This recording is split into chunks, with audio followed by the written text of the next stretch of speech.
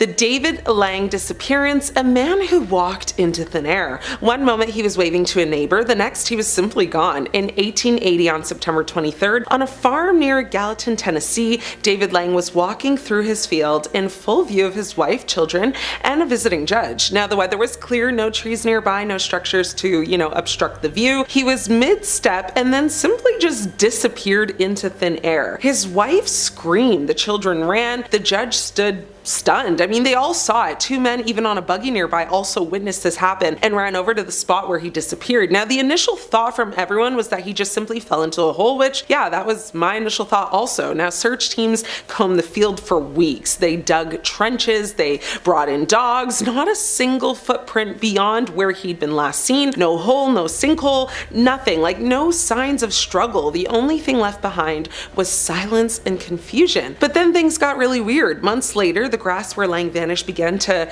discolor in a perfect circle. It turned yellow, brittle, and wouldn't grow. Animals refused to step into it. Horses would shy away. Even birds avoided flying overhead. A year after his disappearance, his daughter stood in the spot where he disappeared and said she thought he heard him say something. His children actually claimed they could hear faint cries in David's voice echoing from the empty space where he vanished.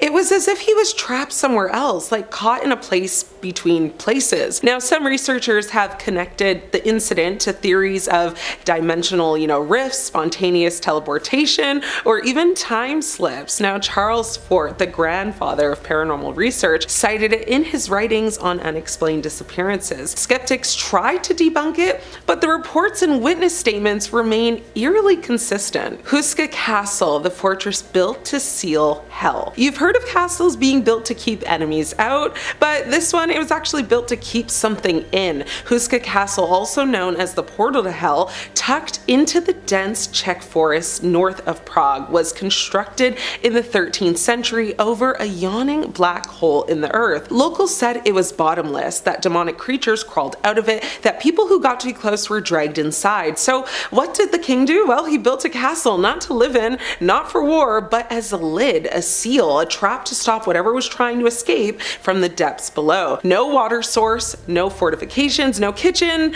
no strategic value, literally just a chapel built directly on top of the hole. So get this, when the hole was first discovered, prisoners were offered pardons if they agreed to be lowered inside the hole. So they threw prisoners into the pit, again, offering them pardons if and only if they survived. I mean, obviously that makes sense, right? Well, most didn't. The ones who did survive came out screaming, aged overnight, faces twisted in fear, rambling about clawed beasts and shrieking voices. I mean, the first volunteer was said to have only lasted literally seconds before screaming to be pulled back out. And yeah, once they pulled him out, it's alleged that he was aged beyond recognition. Hair turned completely white. He was rambling about creatures with bat-like wings crawling up the walls. And what's creepier is that the castle's chapel is built directly, literally over that hole, almost like it's a seal. I mean, the windows there are all fake. They're just kind of painted to look like windows. Fast forward to World War II, the bad guys took over the castle, drawn by its occult reputation. They sealed off entire rooms, performed rituals, and reportedly used the site for brutal human experiments. To this day, no records exist of what they were doing, but locals say the screaming started again. Visitors do report sudden blackouts, disembodied growling. Paranormal teams say cameras fall, audio gets corrupted, and investigators have been scratched and gagged by unseen hands. I mean, this place is literally open to visitors today. Like, one of you, please go. Let us know how you make out. The Bell Witch, the spirit that spoke and hurt people. Now, this is America's greatest ghost story. Imagine a ghost so powerful it spoke in full sentences. So violent, it slapped and tormented a family and even confessed to execution. The Bell Witch haunting of the early 1800s is still one of the most terrifying and well-documented poltergeist cases in American history. It all started in a small cabin in Adams, Tennessee. John Bell and his family began experiencing knocks on the walls, strange voices whispering in the night, and chains dragging across the floors. Now, at first they thought it was an animal, right? And then the voices started to speak. The entity, soon known as the Bell Witch, called out names, it recited sermons, it mocked the family's prayers. It had intelligence, like personality, and a really brutal sense of humor, but it saved its worst torment for the Bell's daughter, Betsy. She was slapped, scratched, and even lifted by her hair. I mean, her body showed marks, and her screams echoed into the woods. Words got out, of course, and then Andrew Jackson, a general at the time, and later the 7th US president actually, decided to see for himself. I mean, his wagon froze on the road, the horses wouldn't move, then a voice from nowhere said, "Let him come through, I've been waiting." Like, okay, ghosty, like, say less, but also what? Like, that night Jackson's men were attacked by invisible forces. I mean, one of them had his firearm torn from his hands and thrown across the room. By morning, Jackson was gone. He later reportedly said, "I would rather fight the entire British army than spend another night with the Bell Witch." I mean, that's extreme. I just feel like that's so dramatic. But anyway, years later, John Bell was found passed away in his bed. A small vial of black liquid was discovered in the cupboard.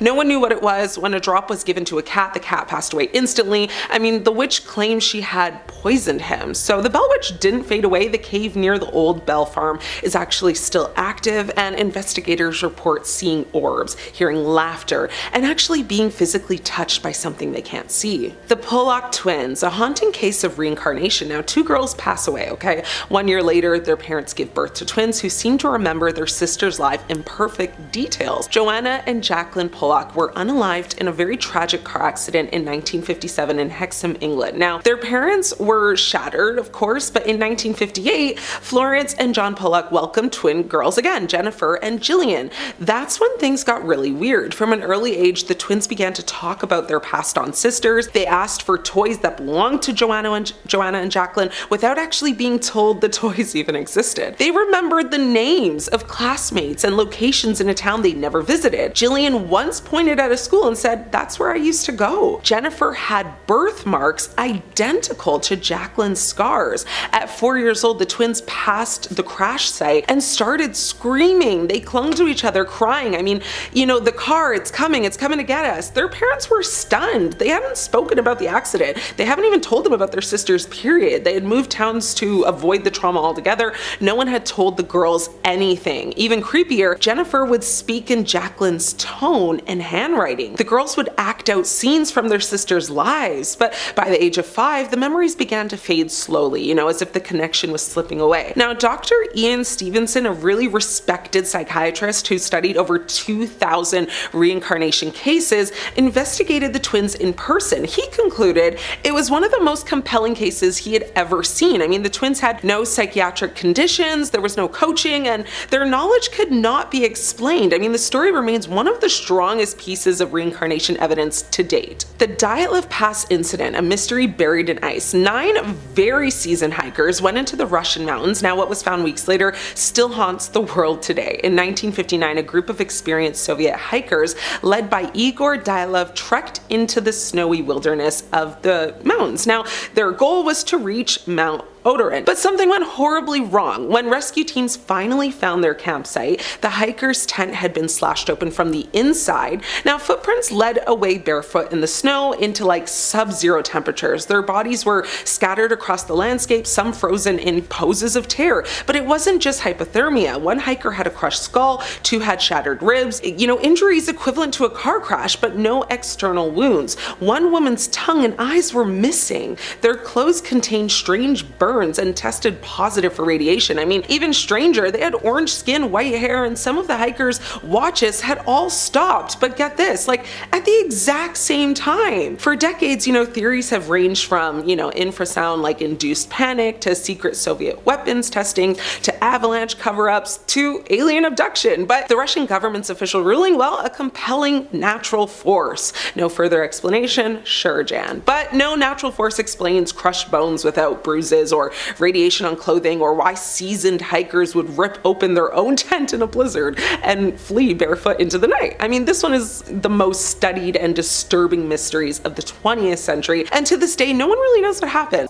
The case of Kenneth Anger, the Hollywood occultist. Now, Kenneth Anger, an underground filmmaker in 1960s Hollywood, known for his films like Fireworks and Scorpio Rising, as well as his book Hollywood Babylon, was a self-proclaimed occultist, drawing inspiration inspiration from Aleister Crowley's Thelema and exploring themes of transgression and the dark side of Hollywood. He was actually quite obsessed with Aleister Crowley, who infamously called himself the B666. Anger wasn't just a fan, he followed Crowley's rituals, studied his books, and conducted real summoning ceremonies. Now, one of his closest collaborators, Bobby Beausoleil, claimed Anger attempted to summon the demon Lucifer during one of their ritual film shoots in the desert. Things spiraled. Beausoleil would later become part of the Manson family and commit assassinations. Crazy connection, I know. Anger himself descended into a strange madness, reportedly speaking in tongues, destroying his own films, and claiming to be possessed by demonic forces he had invited in. Whether you see it as madness, coincidence, or proof of something darker, Anger's life was never the same after those rituals. Anger's work is celebrated for its artistic vision, its exploration of transgressive themes, and its connection to the history of counterculture and the occult.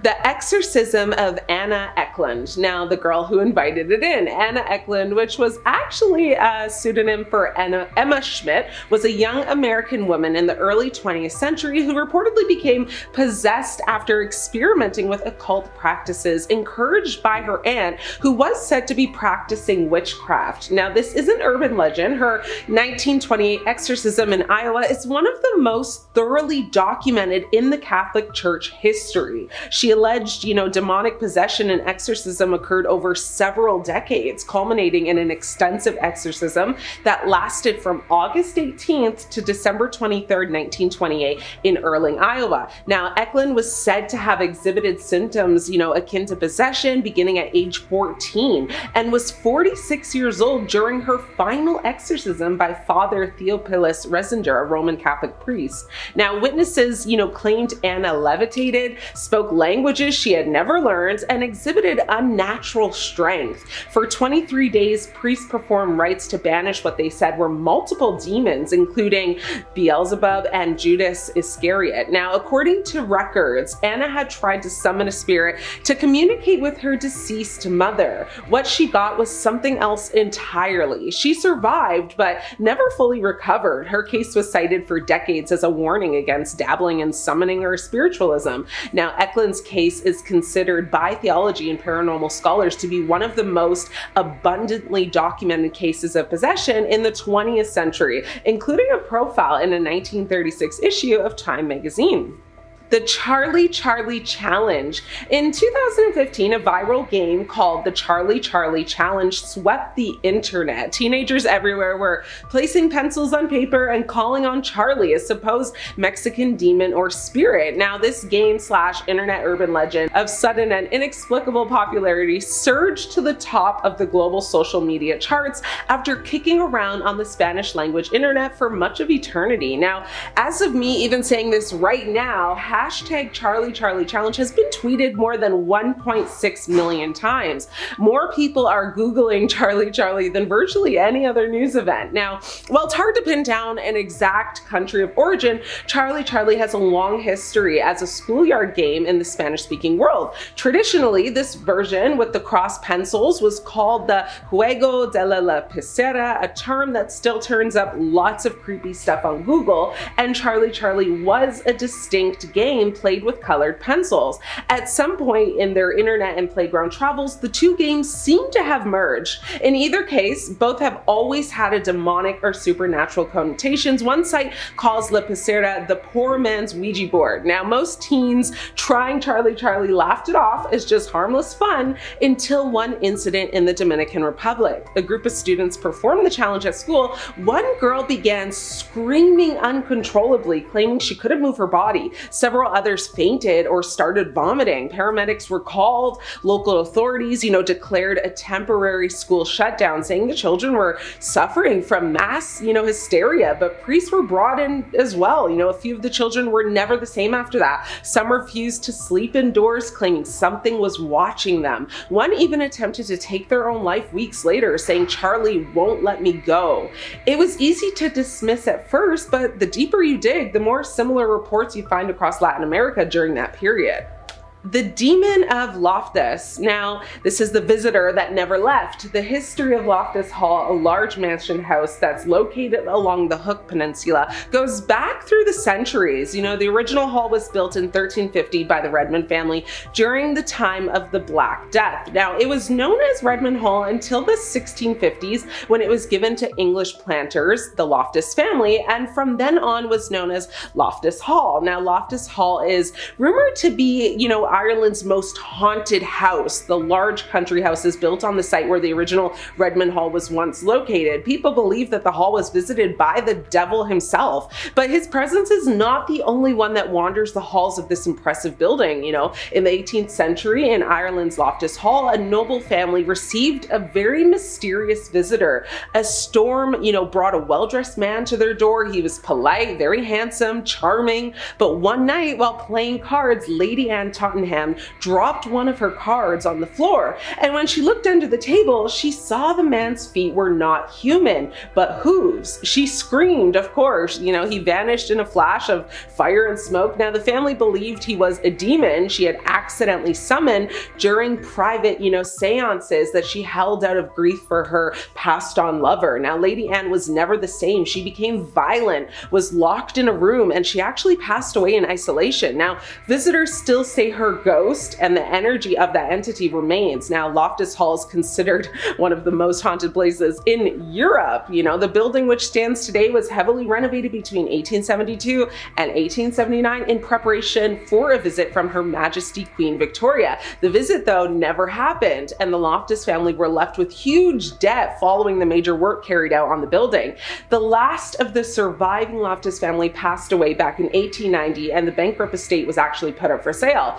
In 2011, the house was sold to its current owners, the Quigley family. Now, the family have secured the structure and are, you know, regenerating the walled gardens, the courtyard, and house to ensure the future of the Loftus Halls for the next generations. The Diary of Jake McKinnon, a Reddit ritual that went terribly wrong. In 2018, a Reddit user under the handle MCK_Jake posted a series of updates in the r-no sleep community about a summoning ritual he claimed to be trying. It started off as fiction, or so it seemed. He said he was following a grimoire, you know, that he bought on the dark web, trying to summon a demon named Turan. The first few posts were funny, but then the tone shifted. He claimed the lights in his apartment would flicker, objects would move on their own, and he just couldn't sleep.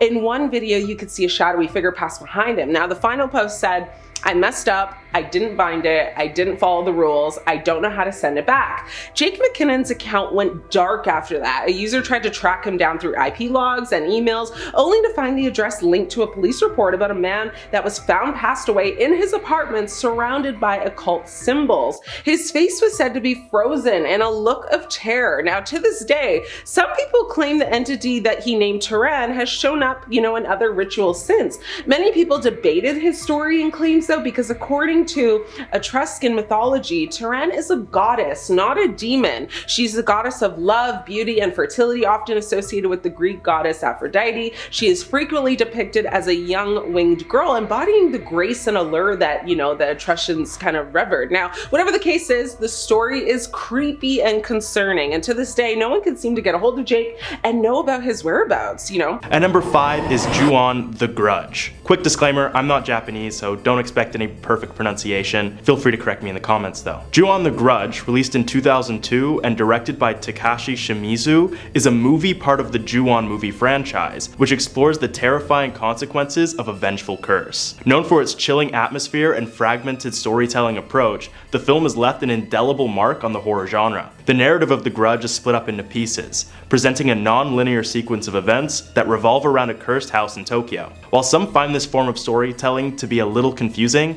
I like it because it keeps you engaged, you know? Anyway, the film delves into the horrifying tale of Kayako Seiki, a woman who becomes a malevolent spirit after being killed by her husband Takeo, along with their son Toshio, in a gruesome event that ended in him taking his own life. He killed his family after he came to believe that Kayako was having an affair. Jealous much? And so the spirits of all three are bound to their family home as manifestations of just pure hatred and rage, hence the name The Grudge. The movie is characterized by its eerie and unsettling ambiance, often relying on subtle scares and psychological horror rather than relying on excessive gore or jump scares.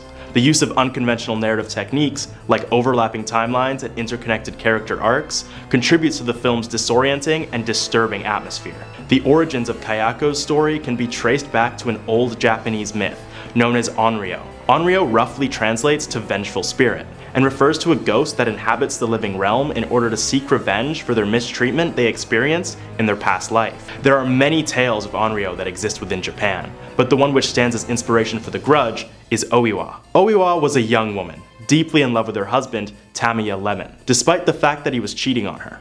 But when Oiwa's father discovered his infidelity, Lemon killed him and later killed a pregnant Oiwa too. During his marriage ceremony to his new bride, Lemon lifted her veil only to see Oiwa's disfigured and rotting face. In shock, Lemon beheaded his new bride, setting off a series of supernatural events. Oiwa's vengeful spirit began to haunt Lemon relentlessly, driving him to madness and causing his eventual death. The Grudge went on to be a major success, spawning several sequels, franchise installments, a trilogy of American remakes, a Netflix series, and in 2020 they made another American Grudge movie. So if you couldn't tell, The Grudge is a certified classic. Next up at number 4, Gozu. Released in 2003 and directed by Takashi Miike, Gozu is a surreal and mind-bending Japanese horror comedy crime film extravaganza that delves into the realms of the bizarre and the grotesque. Known for his provocative and unconventional filmmaking, Miike crafts an unsettling narrative that blurs the lines between reality and the supernatural, leaving audiences both perplexed and intrigued. Gozu follows Minami, a Yakuza enforcer, as he embarks on a strange and nightmarish journey to hunt down his missing colleague, Ozaki. The film's narrative takes increasingly bizarre turns as Minami encounters a series of eccentric characters and surreal situations in a seemingly mundane town. As Minami's search for Ozaki intensifies, the film's surrealism deepens, leading to a climax that defies traditional narrative conventions. At the heart of Gozu lies a real urban legend that serves as a central motif in the film: the cow-headed man. The legend of the cowhead is a macabre and unsettling tale that plays a significant role in the movie's strange atmosphere.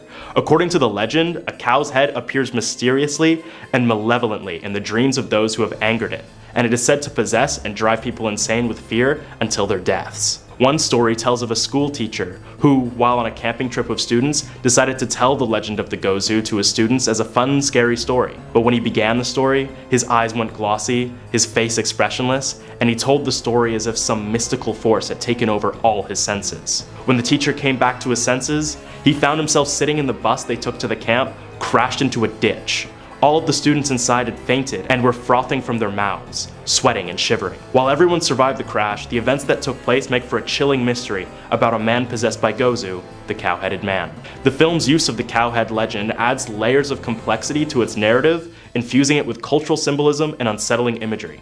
As a result, Gozu stands as a testament to Takashi Miike's unique and daring approach to filmmaking. It makes for a pretty crazy horror movie too. Coming in at number 3, Teke Teke. The story goes that Teke Teke is the vengeful spirit of a young woman who was tragically sliced in half by a train while trying to escape from a creepy assailant. Her gruesome demise gave rise to her admittedly funny name, derived from the sound she makes when she crawls over to you on her fingers. Teke Teke. Teke Teke Teke Teke Teke Teke Teke Teke Teke Teke Teke. Can't tell if that's creepy or silly yet, to be honest with you guys. But the spirit of Teke Teke is said to haunt lonely and dimly lit places, moving with incredible speed on her hands, emitting that Teke Teke sound as she approaches her victims. Those unfortunate enough to encounter her face a grim fate, as she mercilessly slices them in half with a scythe, mirroring her own tragic demise. The horror movie of the same name was made in 2009 and capitalizes on the fear associated with the ghost. It follows a group of high school students who become entangled in the horrifying mystery surrounding Teke Teke after they witness a gruesome killing. As the students dig deeper into the legend, they find themselves pursued by the malevolent spirit, leading to a series of gruesome and terrifying encounters. So, if you guys are ever alone in Japan and hear that haunting Teke Teke noise, run as fast as you can. Because even though she's lacking in the leg department, Teke Teke moves really fast. Teke. Anyway, at number 2 is The Ring. By far the most iconic movie on this list, Ring, released in 1998 and directed by Hideo Nakata, follows investigative journalist Reiko Asakawa as she attempts to uncover the truth behind a cursed videotape that leads to the death of anyone who watches it 7 days later. The movie masterfully blends psychological horror and supernatural elements, creating an atmosphere of suspense and terror that has inspired just about every movie on this list. The movie's success lies in its ability to evoke primal fears, particularly the fear of technology and the unknown. In a rapidly modernizing world, the concept of a malevolent force being transmitted through a video taps into contemporary anxieties surrounding technology that are still prevalent today, 25 years after the movie's release. The story is based on a deadly ghost by the name of Okiku. Okiku was a servant whose primary duty was to look after 10 highly valuable golden plates owned by the samurai that she worked for. One day, the samurai, madly in love, but very misguided, hid one of the plates and told Okiku that if she didn't agree to be with him, he would blame her for stealing the plate, which would lead to her execution. Okiku, cornered, decided to jump down a well, ending her life. From then on, her ghost would crawl out the well and appear to the samurai on a nightly basis, tormenting him.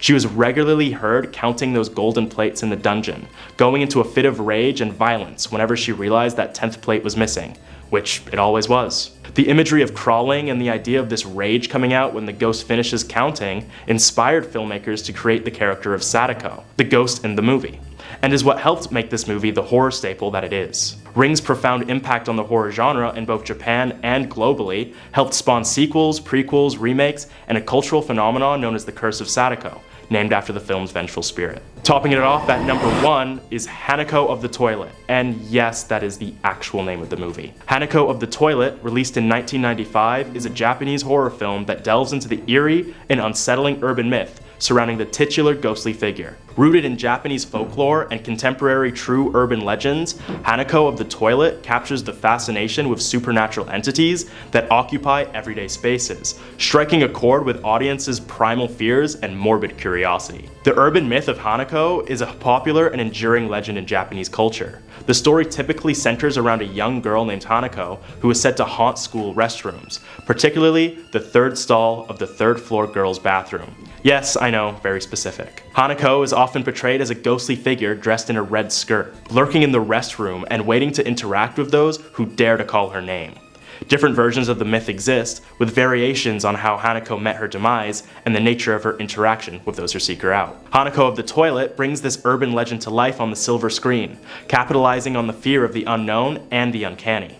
The film follows a group of students who decide to investigate the legend of Hanako, leading to a series of chilling and supernatural encounters. The movie's setting in the school, a place associated with safety and innocence, serves to intensify the sense of horror as the young students confront the ghostly presence that dwells within the restroom. While Hanako of the Toilet brings the legend to life cinematically, it also adds its own spin to the story. The film expands upon the story, delving into the backstory of Hanako and her connection to a tragic event. This narrative depth adds layers to the horror, providing audiences with a more intricate understanding of the ghostly figure and the circumstances that led to her haunting presence. And because I can, here's a bonus movie: Sadako vs. Kayako. Released in 2016, Sadako vs. Kayako is actually a crossover movie between The Grudge and The Ring. The plot is essentially that there's these two women, both cursed by these two different ghosts, and instead of just sitting there and dying, they come up with this scheme to get the spirits in a room together and make them fight. The film garnered mixed reviews and not much success, as it doesn't really combine the two stories very well together. It all felt like a jumbled mess. However, it's still a pretty fun watch if you don't want to take it seriously, because it's just two iconic Japanese ghost girls duking it out. What better way to spend your Friday night, right guys? Number 5, The Blair Witch Project. The Blair Witch Project, now a true horror cult classic, was likely inspired by the story of Moll Dyer due to its striking similarities and overall tone. Moll Dyer is assumed to have lived in Leonardtown in the 1600s, and a lot of women living alone was not seen as normal back then. People in the town didn't know very much about her, and so she was labeled as mysterious. A deadly plague and a series of poor harvests caused a small community in Leonardtown to worry if they would survive through the harsh winters. The community was deeply religious and puritanical. The townsfolk believed that famine, disease, storms, and bad luck was all a result of witchcraft. A meeting held in the small local church came to the conclusion that Moll Dyer was the witch who had cursed the town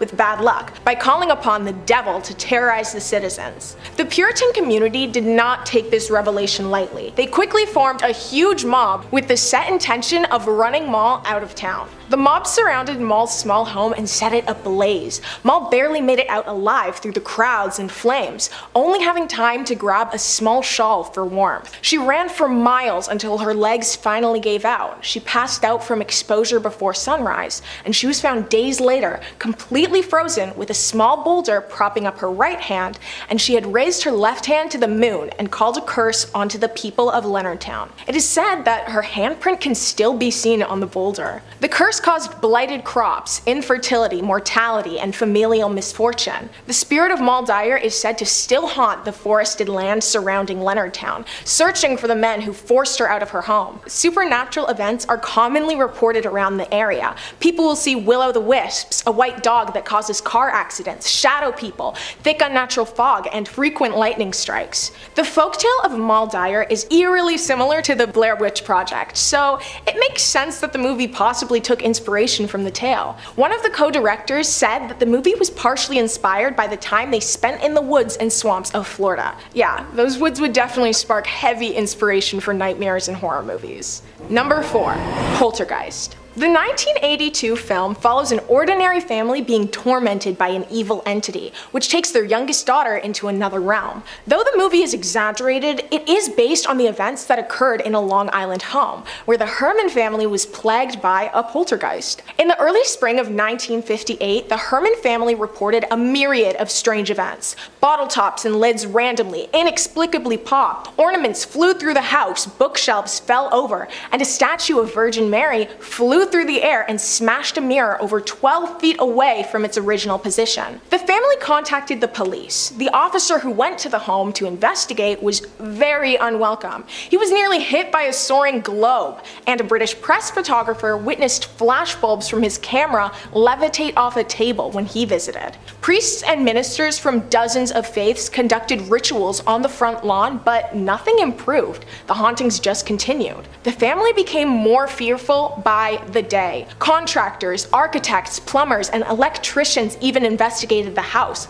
finding no issues with the structure, pipes, or wiring. The fire brigade checked water levels. Equipment to measure land vibrations came back empty-handed, and there were no reasonable explanations. The family believed that the events were connected to an indigenous burial ground that was nearby, but they didn't stay long enough to investigate, as they moved out of the house very soon after moving in. The film takes large inspiration from the theory, and if people came to my house, took it over, confined me to a small desolate piece of land, and then built houses over the graves of my loved ones, I would be pretty upset. The set of Poltergeist is actually considered one of the most cursed productions of all time. People who worked on set passed away after and during the movie, half of them caused by grisly, strange, and aggressive events. Number 3. Scream.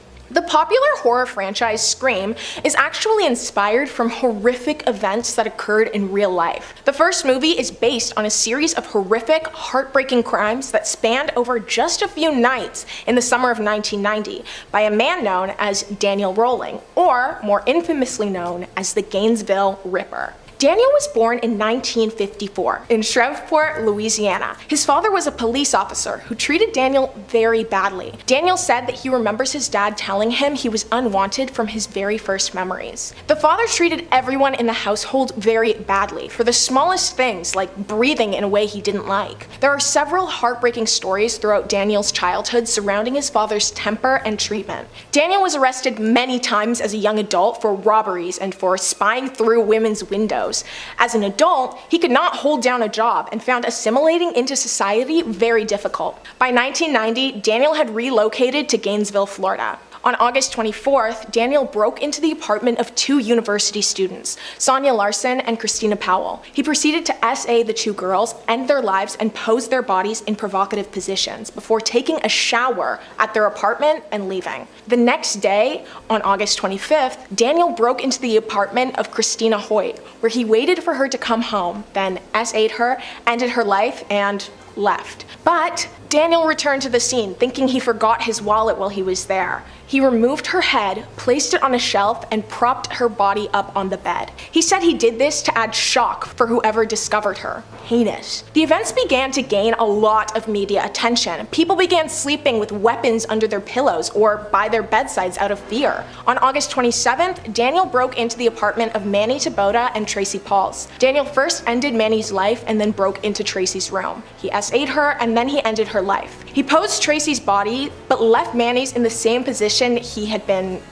in. Daniel Rolling was arrested on September 7th of 1990 for a robbery, and through analysis they were able to connect him to the crimes. He was sentenced to lethal injection in 1994, which was carried out in 2006. Kevin Williamson, the writer of Scream, saw a special about the Gainesville Ripper. It freaked him out so badly that he began to have nightmares about Daniel ending his life. The fear he held is what inspired Williamson to write the screenplay, or screenplay, for the movies. Movie adaptations of people like Daniel really throw me off, so I'm glad that Williamson didn't go the true crime adaptation route. Number 2, The Exorcist. The Exorcist was inspired by an actual exorcism of a boy from Cottage City, Maryland in 1949, and, of course, by the 1634 Loudon exorcisms. Wait, have you not heard about the 1634 Loudon exorcisms? Okay, but I guess I can explain it. I'm not upset that you don't know, I'm just disappointed. The writer, William Peter Blatty, heard about the Maryland case while he was studying at Georgetown University. Starting off in Maryland, circa 1949, a collection of newspapers reported the possession and exorcism of a boy named Roland Doe, or Robbie. Robbie's family was German Lutheran, and Robbie became very interested in paranormal spirits, eventually leading him to desiring a Ouija board, and lucky for him, his spiritually inclined aunt was more than happy to provide him with a board. The Doe family did not begin to experience anything strange until the aunt passed away. After she passed, the family began to experience strange vibrations, odd noises, and flying or levitating objects whenever Robbie was nearby. This was enough to convince the family that the help of their Lutheran pastor, Schulz, was necessary. Schulz arranged for Robbie to spend a night with him so Schulz could properly observe him. I think that this is the only situation where I will ever say that sentence and actually agree with the sentiment. Schulz witnessed the same odd occurrences and suggested that Robbie should be taken to a Catholic priest. Robbie underwent a series of exorcisms that did not go smoothly. He would slip out of restraints, break bed springs, and use them as weapons. He injured one of the priests with them, and he also screamed insults. More priests were called, but Robbie was not any more fearful than he was with just one. The bed shook, objects flew, he displayed aversions to religious or sacred items, and he spoke in a guttural voice. The exorcisms eventually stuck, after 3 priests stood in Robbie's hospital room and banished the demon from within. Robbie apparently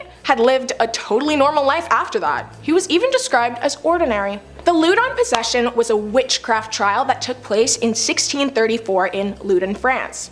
A convent of nuns said that they had been visited and possessed by demons. Several nuns claimed that they were having visions of their recently deceased confessor. When asked about who they thought was possessing them, their answers varied. Some said that it was a priest, others said Peter and Zabulon. Physicians and apothecaries were contacted, and local magistrates were informed of the strange claims. Eventually, the Archbishop of Bordeaux was called. He ordered that the nuns be separated, and for a short while it seemed that the sequestration worked. But the nuns' behavior began to worsen over time. They began shouting, screaming profanities, and barking. The convent chaplain decided that a series of exorcisms was to be conducted. The Catholic Church investigated the claims and ended up accusing a priest of summoning evil spirits. He was later convicted of sorcery, which was a crime punishable by execution, and guess what? He met a fiery end on a wooden stake. The nuns underwent exorcisms, and everything did turn out okay, but it was still definitely a strange situation. William Peter Blatty took heavy inspiration from Robbie's 1949 exorcism, and I believe that though he definitely took less inspiration from the Loudon trials, it's clear that he was influenced. Number 1, the Amityville Horror. The Amityville Horror is an absolute classic. It has gained widespread praise and notoriety. It's also well known for being based on a true story. The classic movie, released in 1979, has had many remakes and sequels that attempted to capture the same thrilling energy of the original, but but absolutely none of them compare in the slightest. The film gets its name from the events that took place in Amityville, New York, Long Island on November 13th, 1974, in an almost identical house to the one shown in the movie. A 23-year-old man named Ronald J. DeFeo Jr. took the lives of 6 members of his family with a firearm as they slept. DeFeo first claimed that he had come across the bodies, and even went so far as to claim that his family was the target of a hitman. But after only one day, he confessed his crime and admitted that it was him who took the lives of his family. But his reasons for what he did were ever-changing. He first claimed that he'd heard voices. Then he claimed that members of his family had helped him carry out the act. The reasoning has never really been confirmed, just speculated. Still, many remain perplexed as to how physically and mentally DeFeo could have committed these crimes. A year later, the Lutz family bought the house for an extremely reduced price because of the grisly events that had recently occurred there. And upon moving in, they began to experience every single sign of haunting imaginable. Doors would slam, beds would move, ooze formed on carpets, foul odors would linger, the house would remain ice cold. One of the daughters levitated over her bed, and one son would wake up every night at 3:15 a.m., which is the exact time that DeFeo's crimes were carried out. The family did not stick around. They packed up all their items and moved out within a month. The paranormal community caught wind of the house and decided to visit, including Ed and Lorraine Warren. No investigations ever produced any paranormal evidence, but a photo capturing the ghost of a DeFeo family member was supposedly taken. Lorraine Warren, though she did not see anything, did say that she felt a presence in the house. The mystery surrounding the haunting of the house is largely debated, and many say that it's likely false, but the horrific tale of Ronald DeFeo is sadly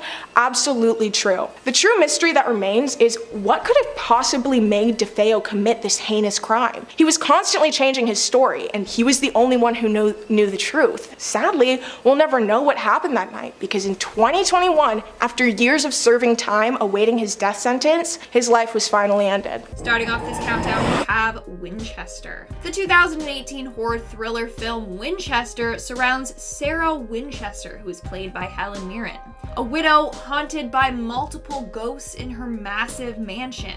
This whole movie is based on the real-life story of Sarah Winchester, who believed she was cursed by the people killed by her family's rifles, the Winchester rifles. These ghosts would talk to her, and they told her that if she ever stopped building her home, then she would die. Others believe that Sarah wasn't actually haunted, but she was just overcome by grief, guilt, and mental illness issues. Either way, her house was always under construction. By 1906, it was 7 stories high with about 90 rooms. Sarah knew she seemed crazy, but she didn't want to stop building her house, for fear that the ghosts would kill her. In fact, the way that her house was designed was to also trick these ghosts. Like, she had stairways that led to nowhere, or doorways that would open to a 2-story drop. In the end, she had 160 rooms, 47 stairways, 17 chimneys, 13 bathrooms, 2,000 doors, 47 fireplaces, and 6 kitchens. The list goes on and on. You get it. Her house was massive. Nowadays, the home is open for tours and apparently is still haunted by the victims of the Winchester rifles. In our 4th spot, we have the Smiley Face Killer.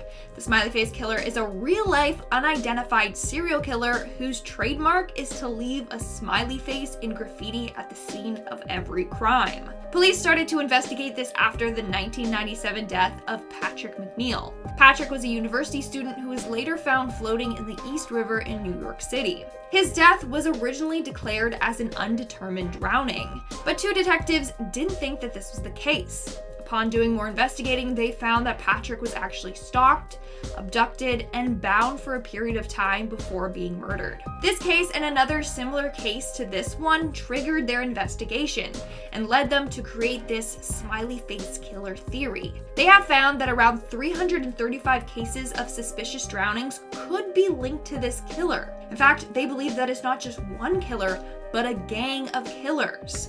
Their trademark is to leave the graffitied smiley face close to the scene of every crime. The killers also seem to target athletic, successful students who are well liked by their peers. All victims also seem to be around the same age, are typically white males, and are drinking the night of their disappearance. Later, they are found drowned with a smiley face nearby. There's just too many eerie similarities for the deaths not to be related. Well, the 2012 film Smiley Face Killers was inspired by these serial killings. The film opens with the murder of 2 victims. The victims are completely unrelated. The only thing that links the 2 together is the smiley face graffitied near the bodies. The film then goes on to follow a character named Jake, a university student that feels like he's being stalked by someone. He believes he's the next victim of the Smiley Face Killers. Coming in at number 3, we have The Silence of the Lambs, a classic horror movie, if I do say so myself. If you haven't seen this movie, then, get on it. But basically, it follows Clarice, an FBI trainee who is trying to locate the serial killer Buffalo Bill. She then has to use Hannibal Lecter, a cannibal and serial killer, to get some insight on this case. Well, according to the writer Thomas Harris and John Douglas, the FBI special agent who consulted on this film, real-life serial killers Ted Bundy and Ed Gein were both inspirations for this story. Ted Bundy inspired the movie in a number of ways. For starters, the relationship between Clarice and Hannibal was inspired by Ted Bundy's relationship with his criminology professor and profile, Bob Keppel. Bundy helped him investigate the Green River serial killings in Washington, while Bundy was a serial killer himself.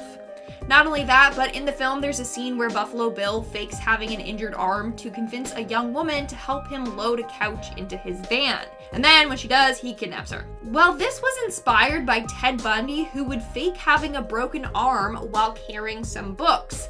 He then would drop the books and then convince women to help him carry the books to his car or his house. Then we have Ed Gein. Well, Ed was a serial killer who would skin his victims and make clothes from the corpses. Just like how Buffalo Bill would create this skin suit from his victims and then he would, wear it. In our second spot, we have The Conjuring. Now, I'm sure you guys all know that the Conjuring series is based on the real-life cases of Ed and Lorraine Warren. With The Conjuring 3, The Devil Made Me Do It being released soon, I thought we should talk about the real-life case that inspired this particular movie. This film is about the real-life trial of Arne Cheyenne Johnson, the very first trial in which demonic possession was used as a defense.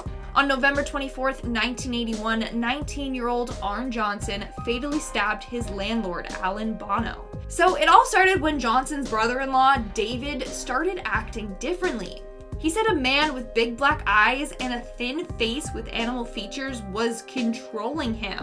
He got more and more violent and he started to kick, bite, spit, and swear, and he also had multiple seizures. Sometimes he would even talk in strange voices. That's when Ed and Lorraine Warren were brought in and declared that he was possessed. So then Johnson went on to taunt the demon, telling it to stop bothering David and to take him instead. Johnson also apparently went to the spot where David got possessed, which was an old well, and he claimed to see a demon hiding in the well. The demon then possessed Johnson and was apparently responsible for stabbing the landlord, or so he claims.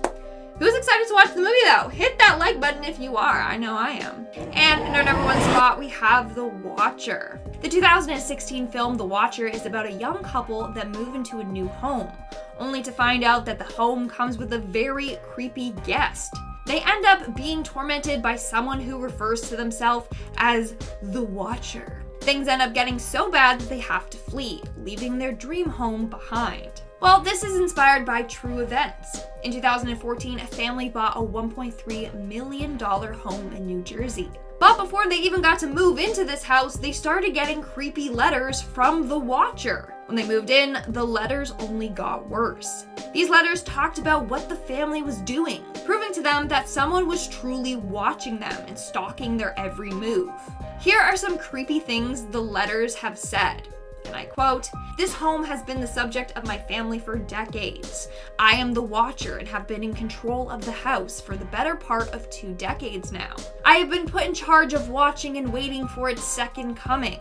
All the windows and doors in the house allow me to watch you and track you as you move through the house." And then another letter referred to the new owner's children and asked, "Will the young bloods play in the basement? And have they found out what's in the walls yet?" All these letters made the family terrified.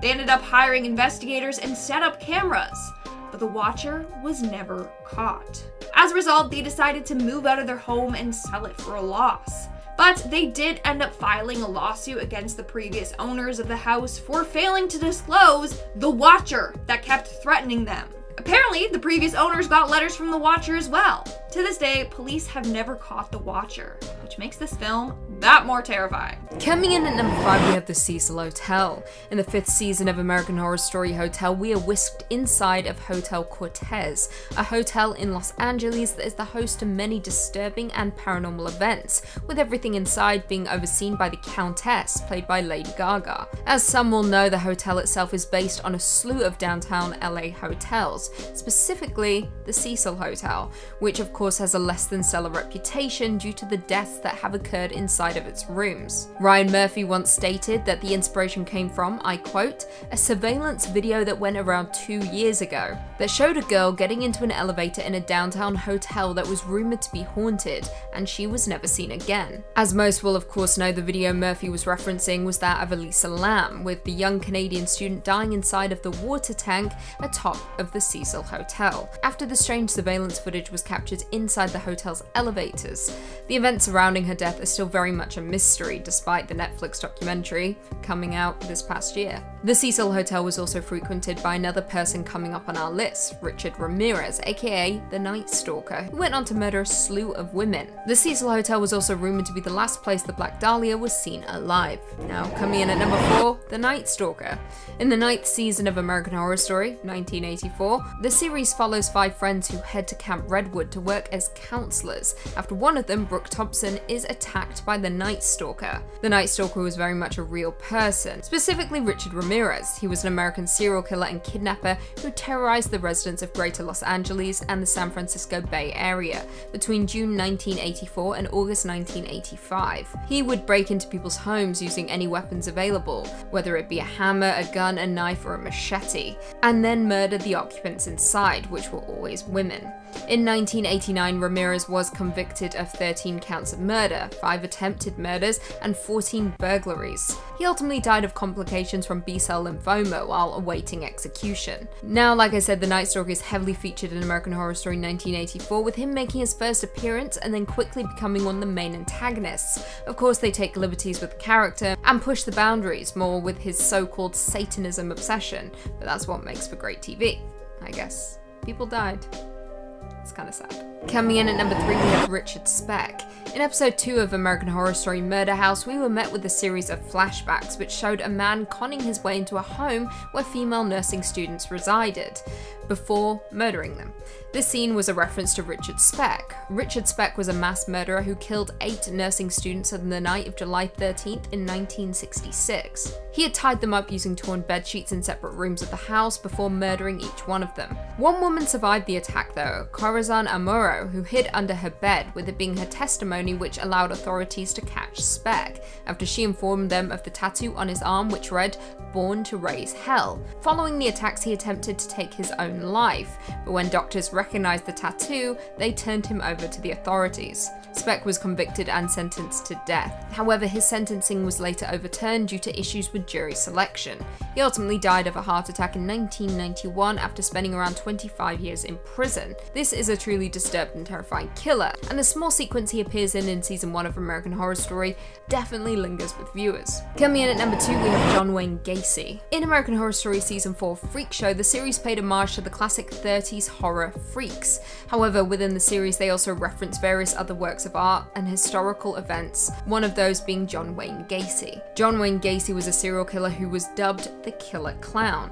He assaulted and murdered around 33 men, with him regularly performing at hospitals and charitable events as Pogo the Clown or Patches the Clown. The killer admitted to committing all of his murders inside of his home, after luring victims by means of magic tricks and then convincing them to put handcuffs on themselves for a trick. This then resulted in their death. After a number of graves were discovered on his property, Gacy was arrested and sentenced to death by lethal injection, with him eventually facing execution in 1994. In American Horror Story Freak Show, he appears as Twisty the Clown, a disfigured entertainer who kidnaps and kills a number of victims throughout the season. However, this isn't the only time John Wayne Gacy was referenced in the show. In American Horror Story Hotel, the same actor portrayed Gacy in a special Halloween episode called Devil's Night, in which the show featured a handful of notorious serial killers, including himself, Jeffrey Dahmer, and Eileen Wuornos. And finally, coming in at number 1, we have Delphine LaLaurie. For those who watched American Horror Story Season 3 Coven, you will be all too familiar with Delphine LaLaurie, who was played by Kathy Bates.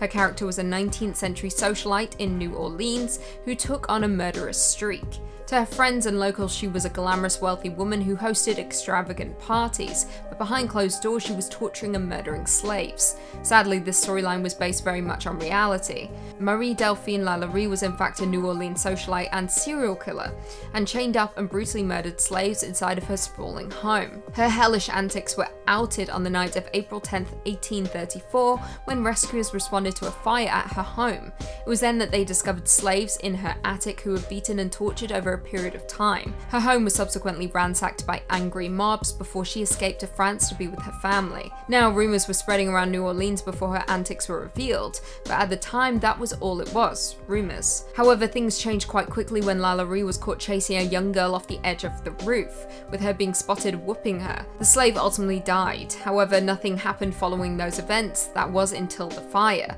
which was started by one of the cooks in an attempt to seek help. It became apparent to the neighbors that LaLaurie had no desire to save the slaves within her home, which prompted neighbors breaking in to set them free. This was when it was discovered that people were chained up in the attic and dismembered body parts were scattered around.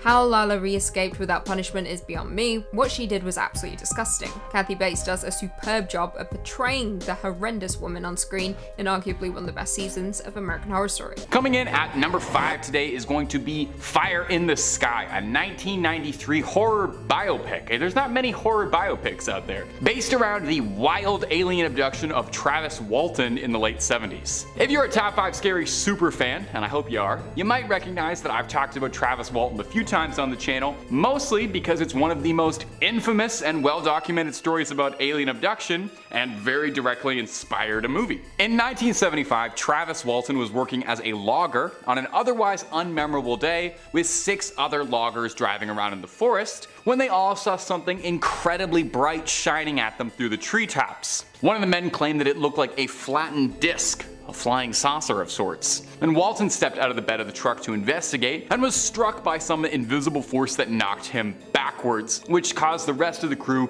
to drive off in a flurry. Some friends just leave you there. When the crew returned, Walton had vanished and awoke, and he thought that he'd been taken to a hospital because he remembered finding himself in a blindingly bright room and could hear people moving around him, but it wasn't until he got a good look at his doctors that he realized something wasn't right. Because his doctors were 3 feet tall with brown quarter-sized pupils, marshmallow-like skin. Walton freaked out, obviously, as I think most of us would do, and was restrained by his captors. He tried to fight them off, but was greeted by a tall creature that he said resembled a humanoid, but was masked by an intimidating Darth Vader-like helmet. Maybe he's just a big fan. The masked creature took Walton and escorted him into an operating room, put a translucent mask over his face, and Walton drifted out of consciousness, unsure if anything was real. He claims the next thing he remembers is walking alongside a highway as if nothing ever happened. He found his way to a phone, called his brother-in-law, who panicked asking what had happened, because it turned out that Walton had been gone for 5 days. Search parties had formed, sent dogs, helicopters, the whole 9 yards, but nobody could find where he was,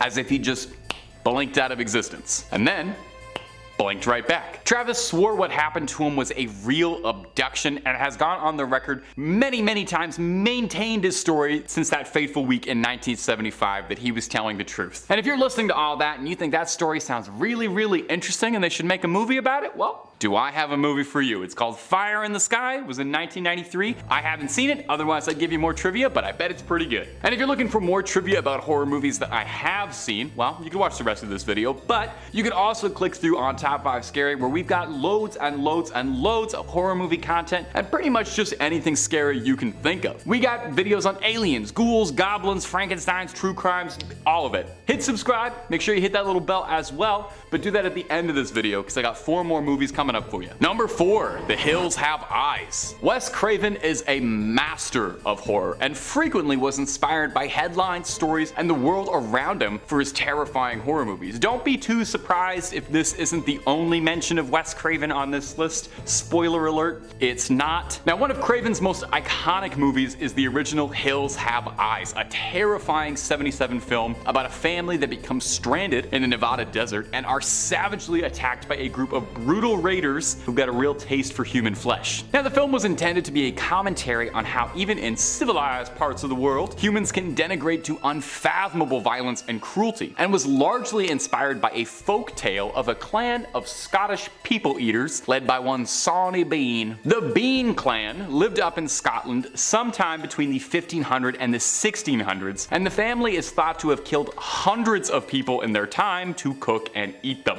Now, there is no definitive, indisputable proof of the Bean clan existing, but several recounts and folklore have persisted about them, causing a good deal of historical speculation. Story goes that Sawney Bean was born to ditch diggers and left home with a vicious woman named Black Agnes Douglas, who shared his violent tendencies. They fell smitten with each other and in a true romance produced 6 daughters, 8 sons, 14 granddaughters, and 18 grandsons, with their clan descending rather rapidly into inbreeding. Hey, the family that eats people stays together. Sunday dinners are important. The Bean clan would lay careful ambushes at night to rob and kill individuals, where they would then bring the bodies back to their cave to dismember and pickle so they could save their leftovers for later. I don't know why, but that makes it worse for me. It's one thing to do that to a person, but to pickle their remains is just too far. After militias were rounded up to crack down on the cookout, eventually this gathered the attention of a king, thought to be James VI, who rounded up soldiers to clear out the Bean clan's cave.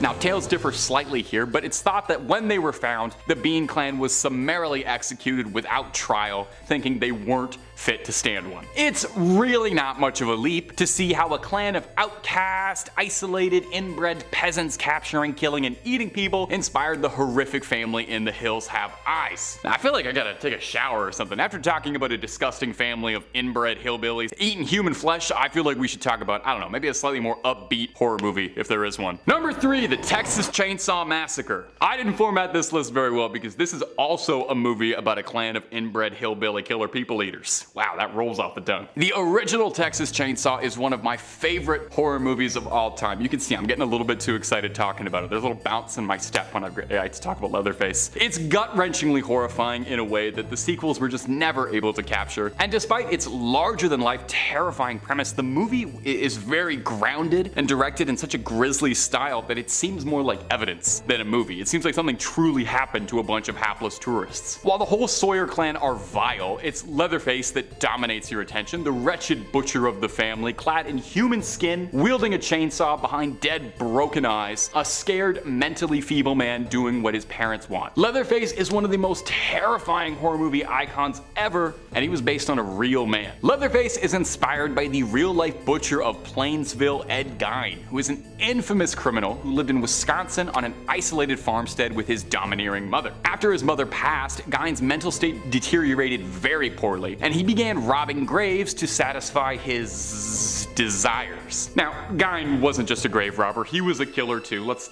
get that out of the way. He targeted women and he would use their remains to create horrific keepsakes. Gloves, masks, lampshades, clothing, all the things Leatherface and the Sawyer family decorate their home with, you could have found in Ed Gein's home. You can find pictures of these things, but I think I'm gonna give the editors a break. Throw a picture of a kitten or something up here, and if you're curious about it, you can search it on your own time. There are pictures out there. Perhaps most disgusting was his intent to create a woman's suit that he could climb inside of to wear another person's skin. And if that sounds familiar, it's not just Leatherface that Gein inspired. His horrific MO inspired Buffalo Bill from Silence of the Lambs and Norman Bates from Psycho, especially that relationship with a domineering mother. Authorities would discover Gein in 1957 and were shocked by the contents of his house. He was arrested and would spend the rest of his life in mental asylums and died in obscurity, but the legacy he left will shock people for decades after his passing. Number 2, Scream. Oh, if I had to pick like a favorite of all time horror movie, there's a good chance it'd be Scream. I know I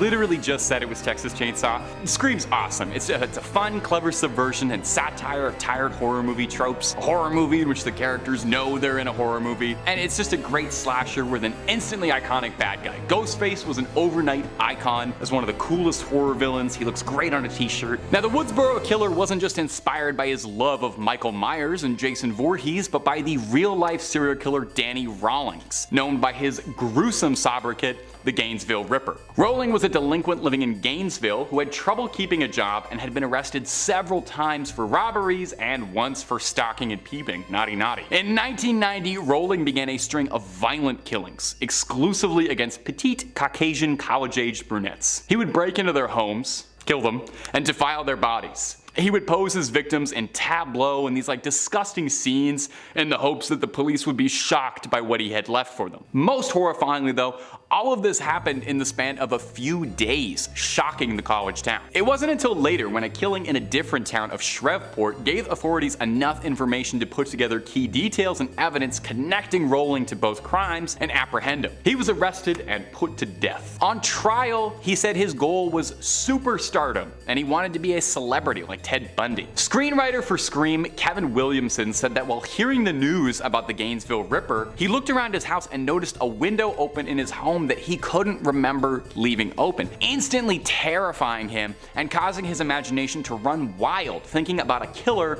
prowling around town on young college women seeking attention, treating it like a game. Now while Ghostface might be kind of a fun horror movie icon, the real criminal behind him is downright horrifying. Coming in at the #1 spot today is going to be Borderland, which is a kind of unknown horror movie from 2007. You might not have heard of it. I'll throw the IMDb synopsis right here real quick. On a trip to a Mexican border town, 3 college friends stumble upon a human sacrifice cult. That's a classic premise for a horror movie, right? Sounds really scary. Tourists on vacation? Well, you already knew it because of the context of this video. It was pulled from the headlines, based on a horrific string of killings and ritualistic human sacrifice perpetrated by a satanic cult. The film is inspired and based around Adolfo Jesus Constanza, a Cuban-American criminal who was involved in the trade and led a cult in the 1980s. He was born in 1962 and operated primarily in Mexico and claimed he was a practicer of black magic. Constanzo's cult, the Narco-Satanists, engaged in all manner of horrific criminal activity, obviously including smuggling and human sacrifice. They believed that these rituals would grant them success and luck in their enterprises. Mark Kilroy was an American college student who on spring break was tragically abducted by this cult and subjected to unimaginable suffering for his brutal death. Kilroy was in the wrong place at the wrong time, with a group of friends traveling to Matamoros, a border town across from Brownsville, Texas. Now Mark was young and athletic, which made him appealing to the cult that was seeking out these traits for their sacrifices. He was captured, taken to a remote ranch, killed ritualistically, and discovered in a mass grave alongside other victims. The case was shocking, and it's this horrific glimpse into the darkest recesses of reality that inspired the film Borderland, reminding us sometimes that we really can't write anything scarier than what humans get up to on their own.